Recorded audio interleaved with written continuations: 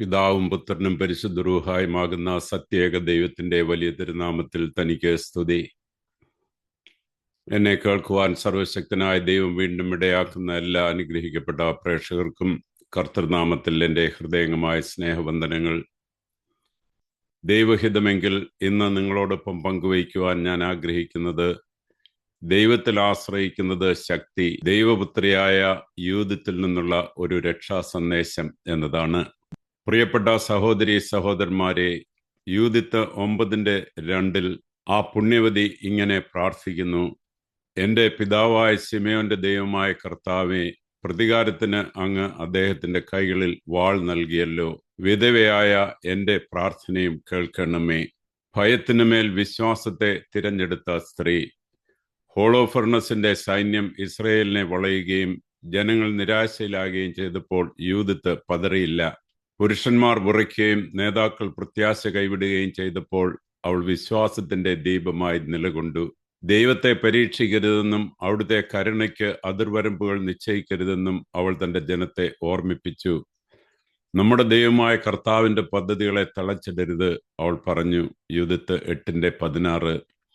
ഇന്നത്തെ കാലത്തിനുള്ള സന്ദേശം: ലോകം ആശയക്കുഴപ്പത്തിലായിരിക്കുമ്പോൾ, ഭയവും യുദ്ധവും ധാർമ്മിക തകർച്ചയും നമ്മെ ഞെരുക്കുമ്പോൾ ഭയത്താൽ തളർന്നു പോകാതിരിക്കുക. ജനക്കൂട്ടത്തിന്റെ ശബ്ദത്തിലല്ല, ദൈവത്തിന്റെ ജ്ഞാനത്തിൽ ആശ്രയിക്കുക. ധൈര്യം ജനിക്കുന്നത് ലൗകികമായ ഉറപ്പുകളിൽ നിന്നല്ല, ദൈവത്തിലുള്ള വിശ്വാസത്തിൽ നിന്നാണ്. വിനയത്തിന്റെയും പ്രാർത്ഥനയുടെയും ഹൃദയം. കർമ്മരംഗത്തേക്ക് ഇറങ്ങുന്നതിന് മുമ്പ് യൂദിത്ത് ചണവസ്ത്രം ധരിക്കുകയും ഉപവസിക്കുകയും തലയിൽ ചാരം വിതറുകയും ചെയ്തു. മറ്റുള്ളവർ കാണാനല്ല, മറിച്ച് ദൈവം കേൾക്കാനാണ് അവൾ പ്രാർത്ഥിച്ചത്. യൂദിത്ത് 9-ാം അധ്യായത്തിൽ നടത്തുന്ന പ്രാർത്ഥന വിശുദ്ധ ഗ്രന്ഥത്തിലെ ഏറ്റവും ശക്തമായ പ്രാർത്ഥനകളിൽ ഒന്നാണ്. അങ്ങ് എളിയവരുടെ ദൈവവും പീഡിപ്പിക്കപ്പെടുന്നവരുടെ സഹായിയും അശക്തരുടെ താങ്ങും ഉപേക്ഷിക്കപ്പെട്ടവരുടെ സംരക്ഷകനും നിരാശരായവരുടെ രക്ഷകനുമാണ്. യൂദിത്ത് 9:11. ഇന്നത്തെ കാലത്തിനുള്ള സന്ദേശം: യഥാർത്ഥ സൗന്ദര്യം ബാഹ്യമായ പ്രകടനങ്ങളിലല്ല, മറിച്ച് ആന്തരികമായ വിശുദ്ധിയിലാണ്. സൈന്യങ്ങൾക്ക് ചെയ്യാൻ കഴിയാത്തത് പ്രാർത്ഥനയുടെ ശക്തിക്ക് ചെയ്യാൻ കഴിയും.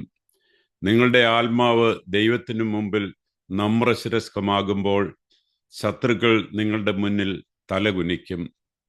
ജ്ഞാനത്തിന്റെയും വിവേകപൂർണമായ കൃപയുടെയും ചൈതന്യം. യൂദിത്ത് എടുത്തുചാട്ടം കാണിച്ചില്ല. അവൾ സർപ്പത്തെ പോലെ വിവേകിയും പ്രാവിനെ പോലെ നിഷ്കളങ്കയുമായിരുന്നു. പ്രാർത്ഥനാപൂർവം അവൾ തന്റെ ദൗത്യം ആസൂത്രണം ചെയ്യുകയും ബുദ്ധിയോടെ പ്രവർത്തിക്കുകയും ചെയ്തു. ശത്രുപാളയത്തിൽ പ്രവേശിച്ചപ്പോൾ അവൾ പ്രശാന്തതയോടെ സംസാരിക്കുകയും മാന്യമായി പെരുമാറുകയും ചെയ്തു.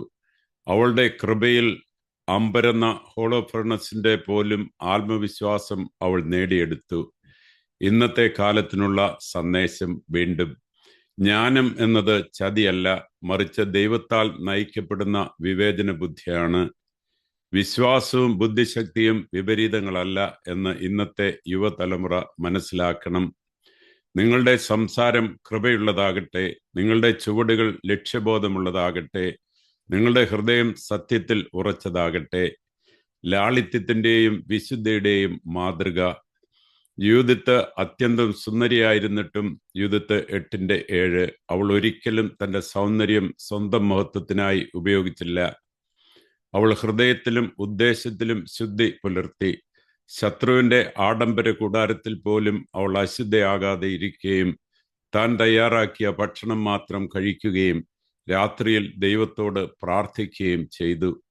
ഇന്നത്തെ കാലത്തിനുള്ള സന്ദേശം: ബാഹ്യരൂപത്തിന് അമിത പ്രാധാന്യം നൽകുന്ന ലോകത്ത് ലാളിത്യവും മര്യാദയുമാണ് യഥാർത്ഥ ശക്തിയെന്ന് യൂദിത്ത് പഠിപ്പിക്കുന്നു. വിശുദ്ധി എന്നത് ബലഹീനതയല്ല, അത് ആത്മീയമായ ഒരു കവചമാണ്. വിശുദ്ധിയിൽ ചരിക്കുന്ന സ്ത്രീ സ്വർഗത്തിന്റെ പ്രകാശം പ്രതിഫലിപ്പിക്കുന്നു. ഒരു ഇരുട്ടിനും അവളെ കീഴ്പ്പെടുത്താനാവില്ല. അനുസരണത്തിലൂടെയുള്ള വിമോചനത്തിന്റെ പാത്രം.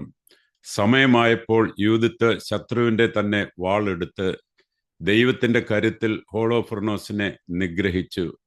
ലൗകിക അഹങ്കാരത്തിൻ്റെയും ദൈവമില്ലാത്ത ശക്തിയുടെയും പ്രതീകമായിരുന്നു അവൻ.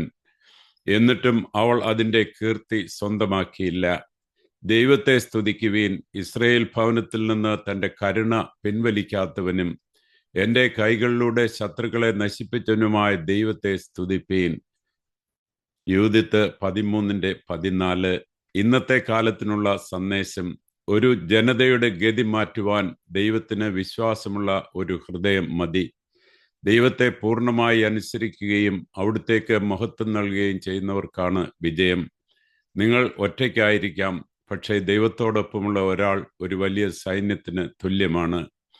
വിജയത്തിന് ശേഷമുള്ള ഭക്തിനിർഭരമായ ജീവിതം. മഹത്തായ വിജയത്തിന് ശേഷം യൂദിത്ത് അധികാരമോ പ്രശസ്തിയോ ആഗ്രഹിച്ചില്ല. അവൾ തൻ്റെ വീട്ടിലേക്ക് മടങ്ങുകയും വിശുദ്ധിയിൽ ജീവിക്കുകയും പ്രാർത്ഥനയിലും ഉപവാസത്തിലും തുടരുകയും ചെയ്തു. ഇസ്രയേൽ മുഴുവൻ അവളെ ആദരിച്ചപ്പോഴും അവൾ ജനങ്ങൾക്കിടയിൽ ഒരു ശാന്തദീപമായി വിനയത്തോടെ ജീവിച്ചു. യൂദിത്തിന്റെ ജീവിതകാലത്തോ അവൾ മരിച്ച് ഏറെക്കാലം കഴിയുന്നത് വരെയോ ഇസ്രയേൽ മക്കളെ ഭയപ്പെടുത്താൻ ആർക്കും കഴിഞ്ഞില്ല. യൂദിത്ത് 16:25. ഇന്നത്തെ കാലത്തിനുള്ള സന്ദേശം: യഥാർത്ഥ വിശ്വാസികൾ കയ്യടികളല്ല, ദൈവത്തിന്റെ പ്രീതിയാണ് ആഗ്രഹിക്കുന്നത്. വിജയത്തിന് ശേഷം നിങ്ങളുടെ ഉറവിടത്തെ, ദൈവത്തെ ഓർക്കുക. ലോകം നിങ്ങളെ പുകഴ്ത്തുമ്പോൾ മുട്ടുകുത്തി ദൈവത്തെ സ്തുതിക്കുക. യൂദിത്തിന്റെ സ്വഭാവ ഗുണങ്ങൾ. യൂദിത്ത് വിശ്വാസത്തിന്റെയും ബുദ്ധിവൈഭവത്തിന്റെയും ഉദാത്തമായ പ്രതീകമാണ്. ഭയം മൂലം തളർന്നു പോയവർക്കിടയിൽ ദൈവത്തിലുള്ള അചഞ്ചലമായ വിശ്വാസത്തോടെ അവൾ ഉറച്ചു നിന്നു. മാനുഷികമായ സംശയങ്ങൾ കൊണ്ട് ദൈവത്തിന് കരുണയെ പരിമിതപ്പെടുത്തരുതെന്ന് അവൾ ജനങ്ങളെ ഓർമ്മിപ്പിച്ചു. അവളുടെ കരുത്ത് ശാരീരികമായ അഭ്യാസങ്ങളിൽ നിന്നല്ല, മറിച്ച് വിനയം, പ്രാർത്ഥന, ഉപവാസം എന്നിവയിൽ അധിഷ്ഠിതമായ ജീവിതത്തിൽ നിന്നാണ് ഉണ്ടായത്. യഥാർത്ഥ സൗന്ദര്യവും ശക്തിയും ആന്തരിക വിശുദ്ധിയിലാണെന്ന് മനസ്സിലാക്കിയ അവൾ തൻ്റെ ബുദ്ധിശക്തിയും കൃപയും സ്വന്തം മഹത്വത്തിനല്ല, മറിച്ച് ദൈവഹിതം നിറവേറ്റുവാനാണ് ഉപയോഗിച്ചത്. ഹോളോഫർണസിനെ പരാജയപ്പെടുത്തിയ ധീരതയ്ക്കപ്പുറം അചഞ്ചലമായ വിശുദ്ധിയും നിസ്വാർത്ഥമായ നേതൃത്വവുമാണ് യൂദിത്തിന്റെ വ്യക്തിത്വത്തെ വേറിട്ട് നിർത്തുന്നത്. ശത്രുപാളയത്തിലെ പ്രലോഭനങ്ങൾക്കിടയിലും അവൾ തൻ്റെ ആത്മാവിനെ കറപുരളാതെ സൂക്ഷിക്കുകയും പൂർണ്ണമായും ദൈവഹിതത്തിൽ ശ്രദ്ധ കേന്ദ്രീകരിക്കുകയും ചെയ്തു. വിജയത്തിന് ശേഷം പ്രശസ്തിയുടെ പിന്നാലെ പോകാതെ വിനയപൂർണമായ പ്രാർത്ഥനാ ജീവിതത്തിലേക്കും സേവനത്തിലേക്കും അവൾ മടങ്ങിപ്പോയി. മര്യാദയോടും എളിമയോടും കൂടി ദൈവത്തിന് പൂർണ്ണമായി കീഴടങ്ങുന്ന ഒരു ഹൃദയത്തിന് ഒരു ജനതയുടെ വിധി തന്നെ മാറ്റാൻ കഴിയുമെന്ന് അവളുടെ ജീവിതം നമ്മെ പഠിപ്പിക്കുന്നു. അങ്ങ് മഹാനും മഹത്വപൂർണനുമാണ്. അങ്ങയുടെ ശക്തി അത്ഭുതകരവും അജയവുമാണ്. അങ്ങയുടെ സകല സൃഷ്ടികളും അങ്ങയെ സേവിക്കട്ടെ, കാരണം അങ്ങയുടെ വചനത്താൽ അവ സൃഷ്ടിക്കപ്പെട്ടു. യൂദിത്ത് 16:13-14 വാക്യങ്ങൾ. നമുക്ക് പ്രാർത്ഥിക്കാം. യൂദിത്തിന്റെ ദൈവമായ കർത്താവേ, ഞങ്ങളുടെ തലമുറയിൽ സത്യത്തിന് വേണ്ടി നിലകൊള്ളാൻ ആ ധൈര്യവും വിശുദ്ധിയും ഞങ്ങൾക്ക് നൽകണമേ. ലോകം ഇരുട്ടിലായിരിക്കുമ്പോൾ അങ്ങയിൽ പ്രത്യാശ അർപ്പിക്കുവാൻ ഞങ്ങളെ പഠിപ്പിക്കണമേ. ഞങ്ങളുടെ ഹൃദയങ്ങൾ യൂദിത്തിനെ പോലെ വിശ്വാസവും ജ്ഞാനവും ഭക്തിയും കൊണ്ട് നിറയ്ക്കണമേ. വാളുകൊണ്ടല്ല, അങ്ങയുടെ പരിശുദ്ധാത്മാവിന്റെ ശക്തിയാൽ മറ്റുള്ളവർക്ക് വെളിച്ചമാകാൻ ഞങ്ങളെ സഹായിക്കണമേ. ആമേൻ. ദൈവമായ കർത്താവെ, നീ അനുഗ്രഹിക്കുന്നവനും അധികം അനുഗ്രഹമുള്ളവനും ഞങ്ങളെ കാത്തുരക്ഷിക്കുന്നവനുമാകയാൽ സൃഷ്ടിക്കുന്നവനായ ഞങ്ങളുടെ കർത്താവ് ഈശോ മിശിഹാ, നിനക്ക് ഞങ്ങളുടെ രക്ഷയ്ക്കായി നിന്നെ അയച്ച പിതാവിനും ശുദ്ധമുള്ള നിന്റെ റൂഹായിക്കും സ്തുതിയും വന്ദനവും ഇപ്പോഴും എപ്പോഴും എന്നും എന്നേക്കും യോഗ്യമാകുന്നു. ആമേൻ. ദൈവം നിങ്ങളെ എല്ലാവരെയും അനുഗ്രഹിക്കട്ടെ എന്ന് പ്രാർത്ഥിച്ചുകൊണ്ട് നിർത്തുന്നു. പിതാവിൻ്റെയും പുത്രൻ്റെയും പരിശുദ്ധാത്മാവിൻ്റെയും അതിപരിശുദ്ധമായ നാമത്തിൽ തന്നെ. ആമേൻ.